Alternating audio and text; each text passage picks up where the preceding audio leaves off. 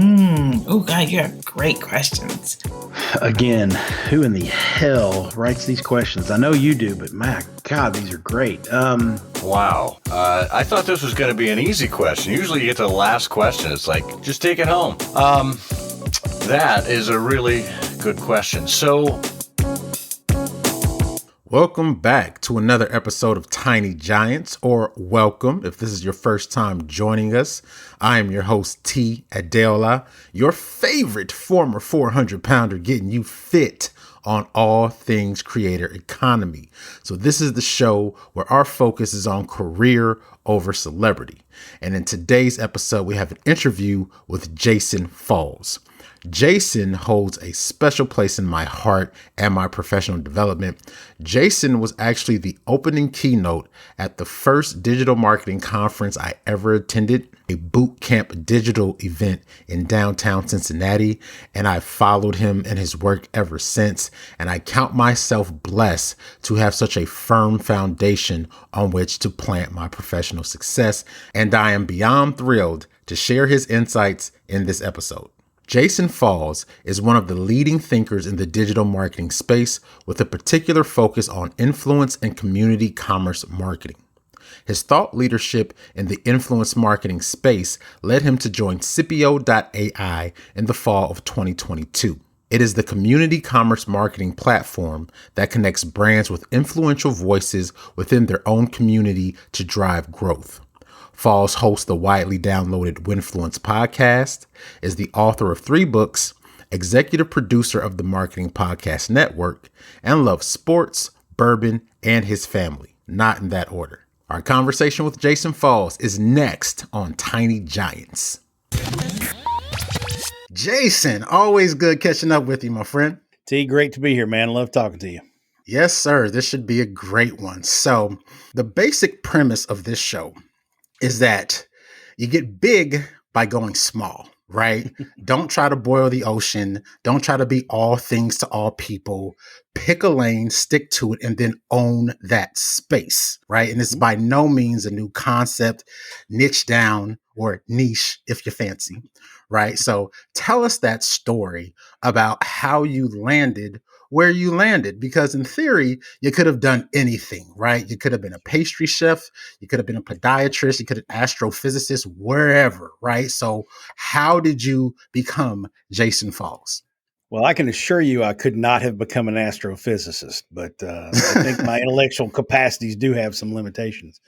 But yeah, my mother was the editor of the local newspaper in a small town in Eastern Kentucky when I was growing up. And so I've always been around the journalism, media, publishing, advertising, marketing world. And, my mom was also a PR person, and then she owned her own business. So there's a little bit of entrepreneurial, effort in there as well. And so I always wanted to be, when I was in high school, I wanted to be an anchor on SportsCenter. And so when I went to college, I got my undergraduate degree in radio, TV communications.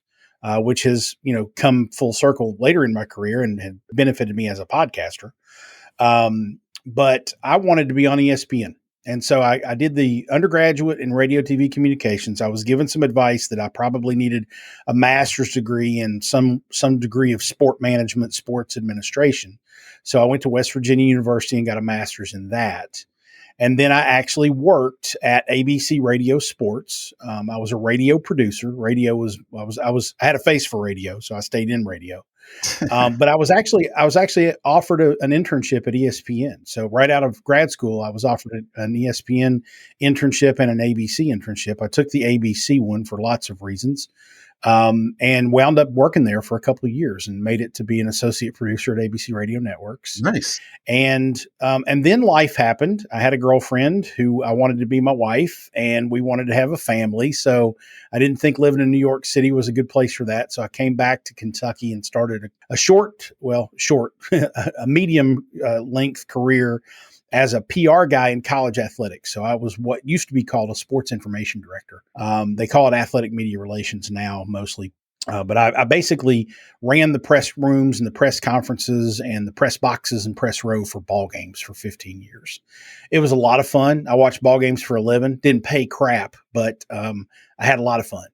And then again, life got in the way and I had a kid. And my son is now a senior in high school. So 17 years ago, I left my first career as a college athletics PR guy and moved into mainstream advertising, marketing, PR. It just so happened that that was when the world of social media was becoming something that brands were asking questions about.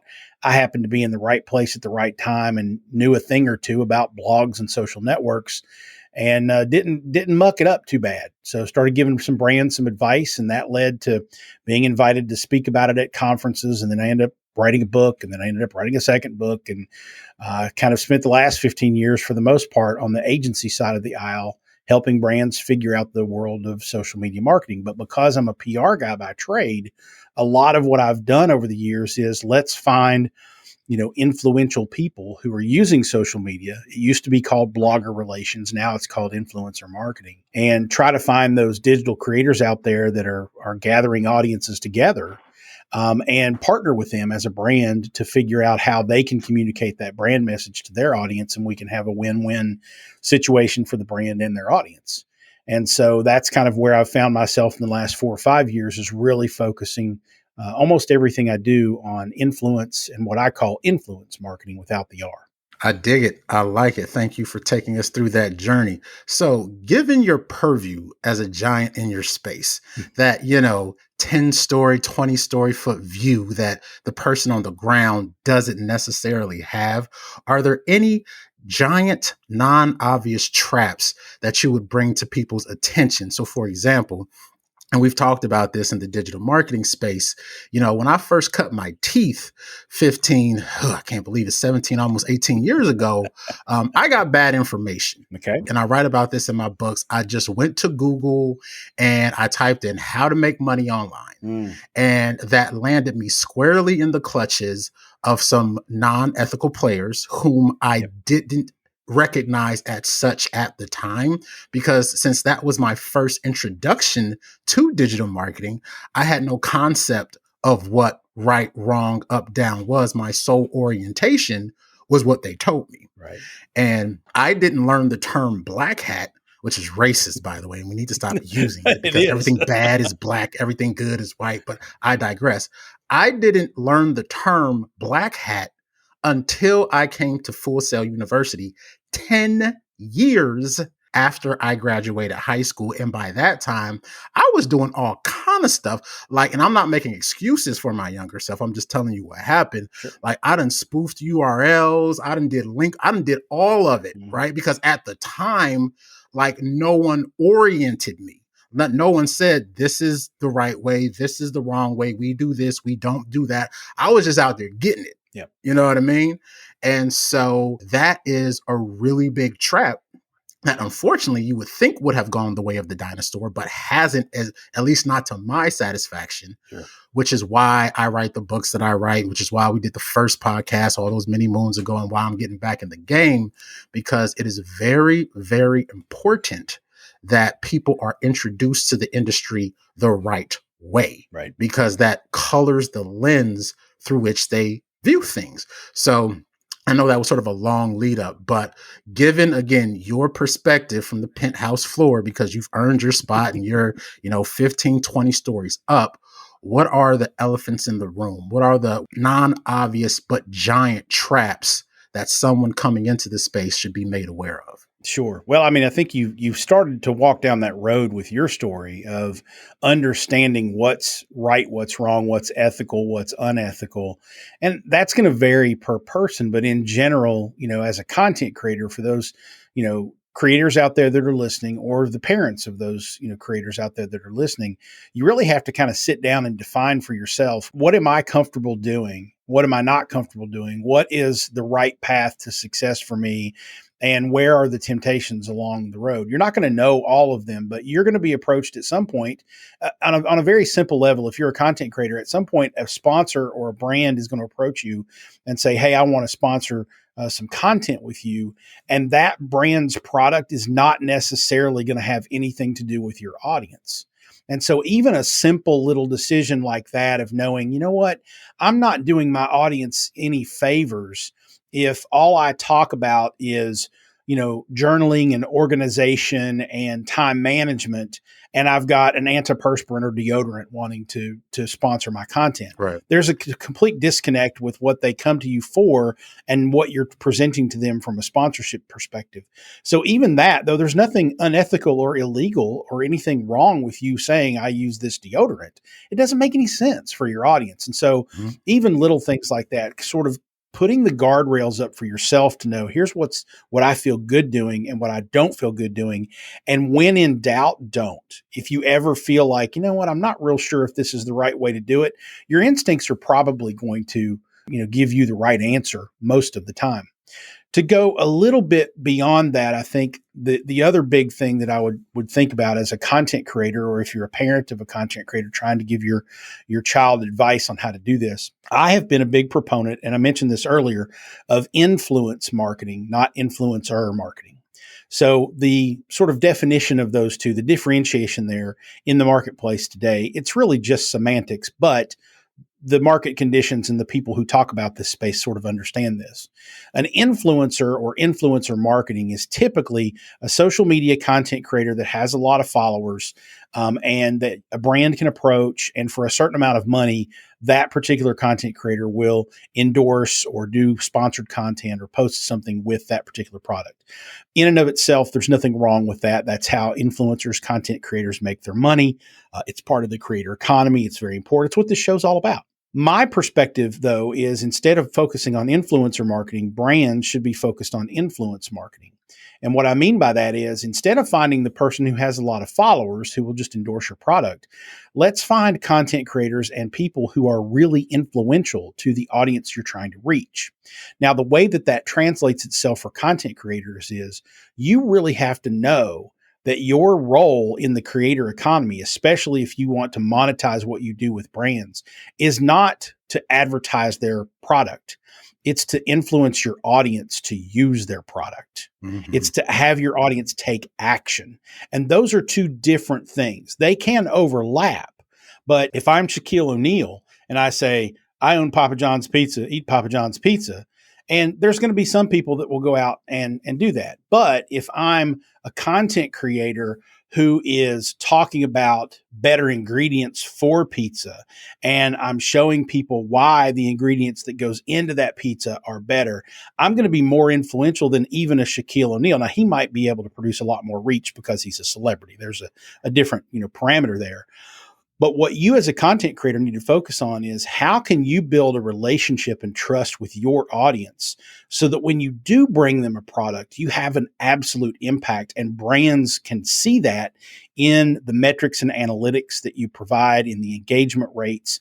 If you are really good as a content creator these days, you know that you can say, hey, I want you to go buy this product, and here's a coupon code, or here's the link that you need to go to use it so that they know it came from me. And you actually motivate your audience to go do that, because the content creators who can prove that they can actually move the bottom line needle on how much revenue that brand makes, those are the people that are going to have longevity in this career, because those are the ones that brands are going to want to do business with. I love it. I dig it. And one of the benefits about being a giant is that you can set the tone and you can shape things. So I love how you're using your platform and your creativity and your influence to bring about the change that you want to see, not to quote Gandhi out the gate, right? So we are going to take a short break. And then when we get back, we're going to continue our conversation with tiny giant Jason Falls. And we're back. So, Jason, we're both parents, and it is a very interesting time to be a parent. So what I want to do now is sort of shift gears and get your parental perspective, because, and you and I talk on a somewhat regular basis, so I've shared with you some of these stats, but sort of the marquee stats that are the basis of the show is that, there are 3 times as many children ages 8 to 12 who want to be YouTubers than astronauts. Mm-hmm. And that is per a 2019 global survey by Lego and Harris Poll. And then just recently, a few months back, as of this recording, Adobe published a global survey, this is worldwide, saying that almost 50%, 49% of Gen Z intend to pursue content creation as a career. Mm-hmm. And, this kind of gives me pause because, I haven't been in the game quite as long as yourself, but I've been around long enough to see my share of changes, my share of waves, things come and go. And what inevitably happens is that if you have everyone rushing into the space, it's the law of large numbers, right? So if everybody wants to be a content creator, then there's that much more competition, then there's that much more noise, and it becomes that much more difficult to rise to the top, right? And so you're going to have a lot of folks who sort of fall by the wayside. And just taking an opportunity to shamelessly plug my second book because it's my show and I can do that.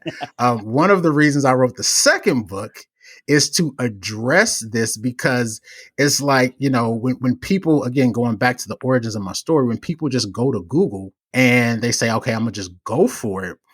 The fundamental issue with that is that Google only helps you find what you already know exists. Mm-hmm.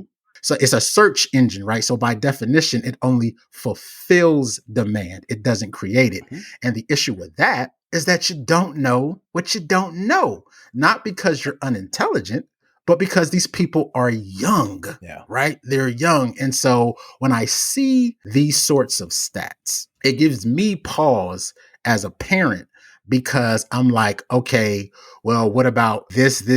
And have you thought about that? And inevitably they haven't, right? Yeah, I think I've set that up enough, but I just want to, and of course, I know you know metrics and you have stats of your own just from where you sit. So as a parent of a 17-year-old who's about to be an adult, right? And you have another child a little younger. I have 3. My oldest just turned 13. So I got a little bit more time to get them together. But, what is your perspective on the current state of the creator economy and what that means for our children? Well, I definitely think it means opportunity. And I mean, the whole reason you have this podcast is because that opportunity exists out there. And there are young people who want to be content creators, who want to be quote unquote YouTubers, influencers, whatever. And there are parents out there that are starting to see that opportunity and embrace it. There's lots of reasons for that. For parents to look at that as a positive. Number one, it's accessible. The social media democratized publishing in this world. And so now anybody can publish. My daughter is 14 years old. She's had her own YouTube channel for 3 years. Nice. She has a few hundred followers. She's a young adult book reviewer, fantasy book reviewer. She's not super active all the time, but she'll go in waves, and she's got a nice little following. And she keeps telling me that, her career path, her career agenda is to own her own independent bookstore and or be a librarian. So she's already kind of thinking and creating in that sort of career path. And that cannot hurt her down the road. Because regardless of whether or not she becomes a bookstore owner or even works in the publishing, literary world, the skill set to be able to have your own YouTube channel, create your own thumbnails, create your own videos, edit your own videos, market and promote yourself, that skill is transferable to any industry, to any job, right? And so she's by playing around and practicing in the creator economy, having her own YouTube channel and of course an Instagram channel. And I think she's got a TikTok too. It's preparing her to be a marketer on top of whatever she winds up being. And that cannot be a bad thing. In fact, that's an extra skill set that she's going to bring to the table for a job application that some people don't have. Right. Because social media is rather ubiquitous with young people these days. A lot of other people are going to have those skills too. But she might be able to, if she's applying to work at a bookstore to gain the knowledge, experience, and skills to be able to own her own one day, she might be able to say, well, I have a YouTube channel. It has several thousand followers and I review young adult fiction. And the bookstore owner, whoever's hiring, could go look at that and say, oh my gosh, she's a valuable asset to have on our team because she can help publicize books and help us figure out how to market on YouTube, right? So there's tons of opportunity there. And so I really feel like While I know that there are parents out there, and I'm almost 50. By the time this reaches the air, I probably will be 50. And so I am at the tail end of, or at the very beginning of Gen X. And so there are parents my age, maybe a little bit younger, certainly parents who are a little bit older, who look at social media and say, oh, you can't do that as a career. That's foolish. You need to go to college. You need to do this. You need to do that. We've got to start realizing that the world is just different. The creator economy has made the world different. You don't need a college degree to have a six-figure income these days. Now, not everybody can do that. You have to have focus. You have to be have good work ethic. You have to be really determined. You have to be, self-starter, that kind of thing. So you need a lot more than just, showing up every day and saying, well, what am I going to do today for work? But at the same time, it is feasible for you to go out there and create content and build an audience around a skill set or a knowledge or a level of entertainment for people that earns you a living. And so I think we as parents need to embrace that. And if our children show some sort of inclination toward wanting to do that, then I think we need to embrace it. My son, who we mentioned 17 years old, he's senior in high school. I'm lucky in that he is interested in going to college and getting a college degree. But the whole thing he's been interested in for the last 6 or 7 years, really, since he was 10, 11, 12 years old, is he wants to produce music. And so I made sure that he knew how to use GarageBand. I made sure that he had, the things that he needed to do to be able to produce his own music and play around with it and learn the skill. And then when he approached me one day a couple of years ago and said, Dad, I've written some rap lyrics and I've got some beats that I've gotten from some friends online that create beats. Can I pay for some time to go to a studio and actually have a professional producer record something? And I was like, heck yeah, you can. Let's go do it. And so I took him to a recording studio, and he's cut 3 or 4 in studio, professionally produced, R&B hip hop songs that he's written. That's dope. None of them have, sold a ton of stuff on iTunes. He's not getting rich over it, but he's learning the craft. He's figuring it out. And I'm embracing that because whether he goes to college or not, and luckily for me, he wants to, and he wants to get a degree in, music technology and entertainment business technology, all that kind of stuff. Even if he didn't, I would be, as long as you keep your head down and keep working toward that goal and getting better at what you're doing, you're going to find the opportunities to make a living. And that makes me proud as a parent. I love it. Nice. Well, first, happy birthday in advance. And that is so dope. No, seriously, folks, if you're listening to this, you have a template of how to support a young person in the creator economy. Because, a lot of us just don't get it, to your point.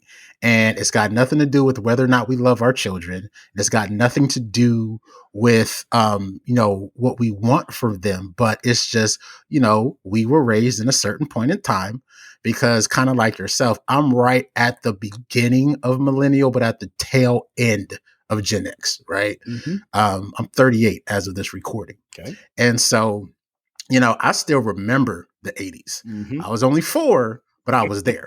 Okay. And so, it's a very, very different time. And so my next question about the parent perspective is that, when you are a person with influence, if you participate in the creator economy, whether you're an influencer with the R or a person with influence, something that I think not enough young people understand, and I want to tap into your PR, background on this, is that when you're an influencer, you are the product, mm-hmm. right? Like that is what the brand is paying for. They like your atmosphere, your aura, and the people you're able to attract by being you. You're a celebrity, quote unquote, or there's an aspect of celebrity to being an influencer.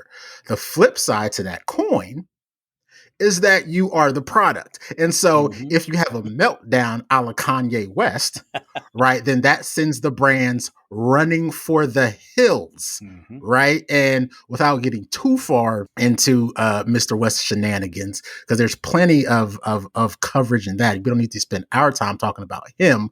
But the point I'm making and bringing him up is that when people do things like that, it makes brands gun shy. Yep, sure does. And when you're young, doing dumb stuff is just part of being young, right? Like we've all done things that we wish we could get back or not had our finest hour. So my concern as a parent is that, if you do things that are just indicative of being a 17-year-old boy, but you did it on camera for the world to see, that adds a different layer to it. And again, from the perspective of someone who cut their teeth in the PR world, how would you, advise a young person? Because clearly you're a supportive father, and I applaud and, celebrate you for that. But it's like, listen, we have to have a conversation about this. So how do you have those types of conversations with your children? Sure. Well, we've had a conversation, both my son and my daughter and I, all three of us have had conversations about, if you are going to publish anything online, even if it's just, Snapchat on a, personal social media, that's a part of the original social media conversation of if you're going to have a Facebook account, if you're going to have an Instagram account, a TikTok account, whatever, there are some rules and some parameters. And the first rule that you have to understand is you can't take it back. Once you publish it, it's out there. And you have to understand the concept of your own personal brand, your own personal reputation. And when you put something out there, if you're goofing off with your friends and, posting something really inappropriate, it could come back to haunt you in a job interview. It could come back to haunt you on a college application, because colleges certainly are now going to do searches and, Google your content and see what kind of person you are.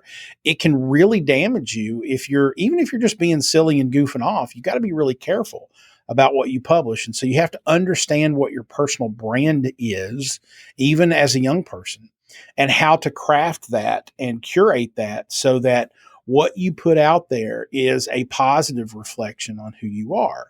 Now, I'm not saying that you should stifle yourself and handcuff your creativity and not be the true you, but you have to understand that you're going to live with the consequences of that true you if it is outside the parameters of what the general business or public community feels like is acceptable. So if you have, an alternative viewpoint on the world, a la Kanye or other people, and you want to put that out there, then you need to understand the consequences of that. Freedom of speech is great, but freedom of speech is not all powerful and applicable in every situation. You can't run into a crowded theater, and scream fire, because that disrupts the peace, right?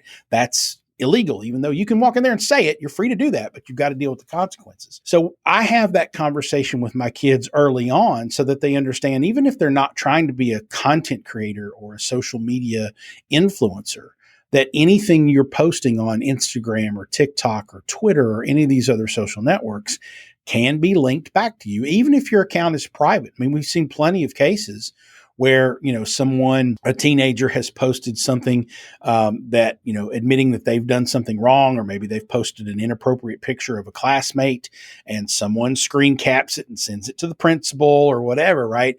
It's going to get out there. Someone is going to turn tail and turn you in, even on a private account. So just understand that while you have great power in creating content online, that great power comes with great responsibility, particularly to your career and your reputation. So you need to take that very seriously. And obviously, if you're a parent out there, you need to have this conversation with your kids and let them know this isn't about following rules. This isn't about don't do this, don't do that. Here's what you can and cannot post. It's about here's the life that you're going to pay for yourself if you do something foolish, and understanding what a personal brand is and how to protect it. So have that conversation just like you would have the stranger danger conversation. And I think you're going to point your kids on a much safer path. I love it. And there you have it, folks. Freedom of speech is not freedom of consequence. And with great power comes great responsibility, a la Uncle Ben from Spider-Man. And that never gets old. Timeless advice. So, Jason, this has been spectacular. Always good chatting with you, my friend.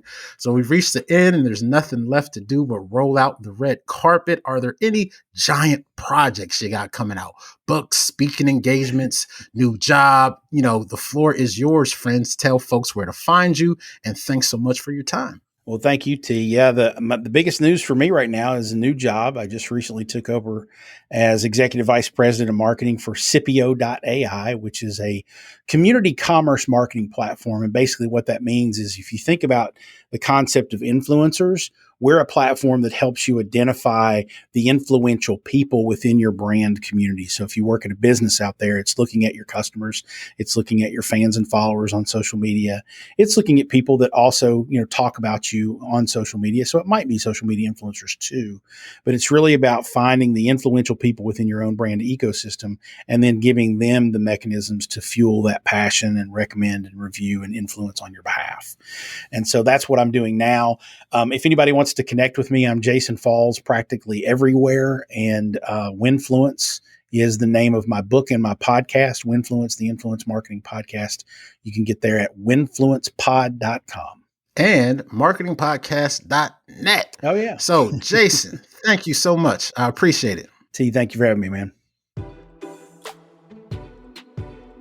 Tiny Giants is an audio companion to and the first chapter of my first book, Beyond Buzzwords. Social media, mobile, and other marketing buzzwords ain't the half of it. Available on Amazon. If you enjoyed this podcast, chances are good you'll like the book too.